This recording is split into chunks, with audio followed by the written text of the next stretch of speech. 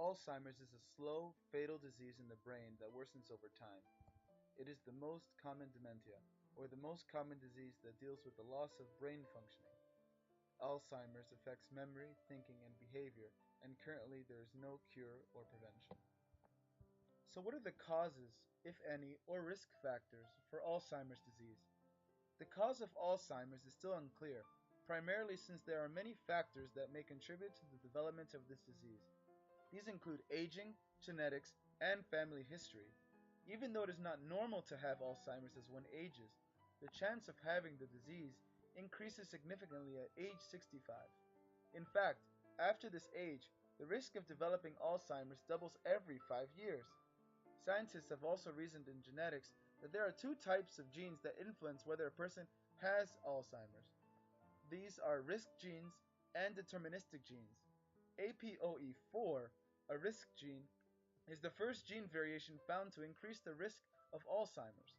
Having this mutation does not mean that a person will develop the disease. Determinant genes, however, directly cause the disease since they are inherited from a parent. These genes affect processing or the production of beta-amyloid, the protein fragments found in plaques. Beta-amyloid is primarily responsible for the decline and death of brain cells.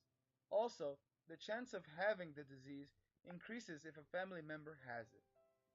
So what is the overall biological progression of the disease inside the brain? It all starts when plaques and tangles, two abnormal protein fragments, accumulate within the hippocampus, eventually spreading throughout other areas of the brain. Over time, these protein fragments destroy the hippocampus, making it difficult to store new memories. The plaques and tangles then move on to Wernicke's and Broca's area, where it becomes harder to process language. The fragments then attack the frontal lobe, making it more difficult to have logical thought, understand concepts, and make plans. Next, the fragments affect the limbic system, where emotions are regulated, causing a loss of control in moods and feelings. The fragments then move on to the sensory cortex, where senses may decline and hallucinations may begin to develop. Next, the fragments spread onto the back of the brain, affecting the retrieval of long-term memories. They then go on to the cerebellum, diminishing balance and coordination. Finally, these fragments spread onto the medulla, which controls the breathing and pulse, eventually leading to the tragic death of a patient. This entire progression lasts an average of 10 years. This slow progression can be described in 8 stages: no impairment, very mild decline, moderate decline, moderately severe decline, very severe decline, and finally termination.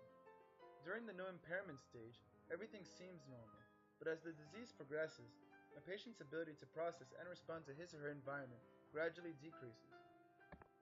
So is there any cure or treatment for Alzheimer's?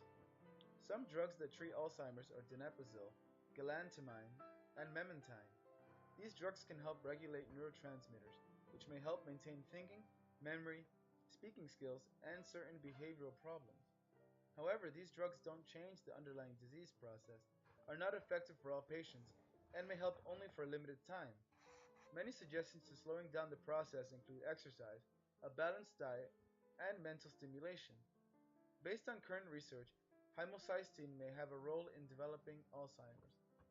Homocysteine is an amino acid that is produced by the body, usually as a byproduct of consuming meat. Increasing vitamin B12 may reduce homocysteine levels. Overall, no drug, therapy, or suggestion can prevent, truly delay, or cure Alzheimer's. Now for some stats on Alzheimer's.